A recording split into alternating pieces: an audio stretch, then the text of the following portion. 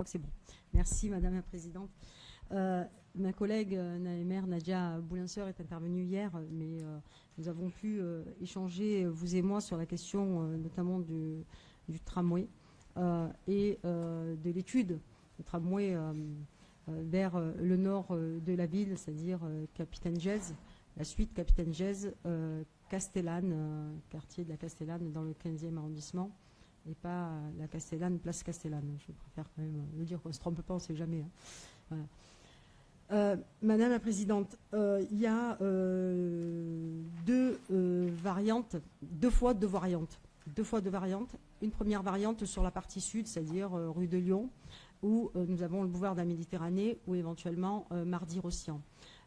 Pourquoi deux variantes? Parce que d'abord, il faut se doter de deux facilités, deux moyens d'y accéder pour ne pas être bloqué dans une situation qui fasse qu'on ne puisse pas et qu'on mette en péril la possibilité de faire un tramway et tout simplement parce qu'on n'aurait pas pensé à avoir cette variante. C'est pour ça que je vous avais demandé, notamment dans le rapport, qu'on rajoute la deuxième variante qu'il avait été oubliée, je pense, parce qu'il y avait un accord, vous l'avez déjà donné, mais que j'avais demandé qu'on la rajoute dans le rapport qui avait été oublié, je pense, par les services. Donc je pense que c'était juste une question technique. Il est important de le rajouter, parce qu'autrement on ne pourrait pas le faire. Et bien sûr, la deuxième variante qui concerne la suite, c'est-à-dire lycée Nord, pour aller vers la Castellane ou vers le littoral ou vers Saint-André. Mais là aussi, moi j'ai été interpellée par la presse qui me dit, alors, vous vous rendez compte, vous demandez le littoral alors que ça coûte plus cher. Enfin bon, comme l'étude, je suis assez surprise qu'on puisse parler déjà de combien ça coûte, alors qu'en réalité, on est là pour envoyer les études et savoir exactement par où on peut passer, quelles possibilités, et ensuite combien ça coûte, on verra combien ça coûte. D'autant que, bon, Sistra, qui fait l'étude, est aussi un opérateur dont la SNCF est actionnaire. Donc j'ai du mal à comprendre comment mais on verra. Il y a deux solutions. Ou c'est par le littoral et ça va. Mais si c'est de l'autre côté, ça veut dire que si on fait ça vers Saint-André, alors la NPCA posera problème. Parce qu'il va falloir doubler les voies.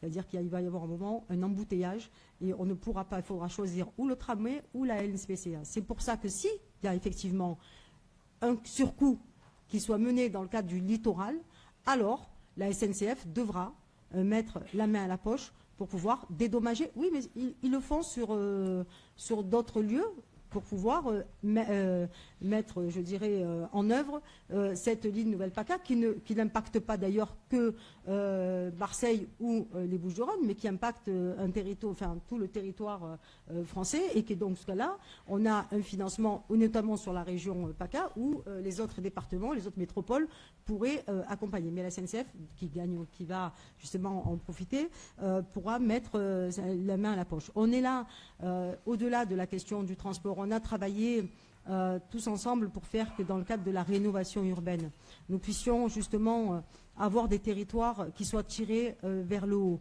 Ça prend beaucoup de temps. On a accéléré le pas.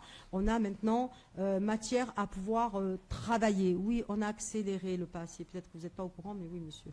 Donc, vous me faites signe comme ça, je vous réponds. Voilà, on a accéléré.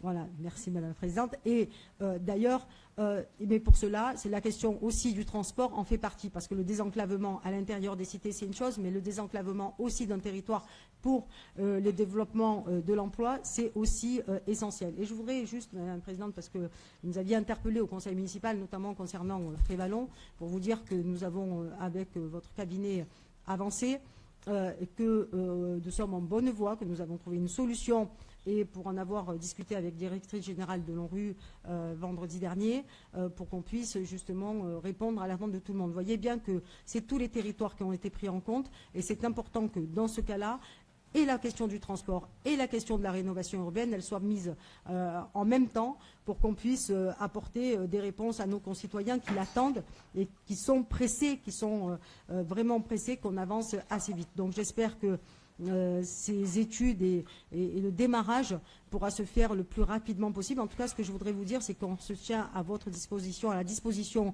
de tous les techniciens, parce que vous savez, des fois, et pour l'avoir vécu dans le cadre du BHNS, il me permet de le dire, c'est que des fois, vous avez des techniciens qui ne connaissent pas forcément le territoire. et de les accompagner des fois sur des terrains, aller avec eux, essayer de trouver des solutions, je vous assure que c'est essentiel. On n'est peut-être pas, nous les élus, des techniciens, mais on a le pragmatisme qui compte et qui fait des fois qu'on on perd un peu moins de temps à faire des études inutiles. Donc sachez qu'en tout cas, on se tient à votre disposition pour avancer dans ce sens.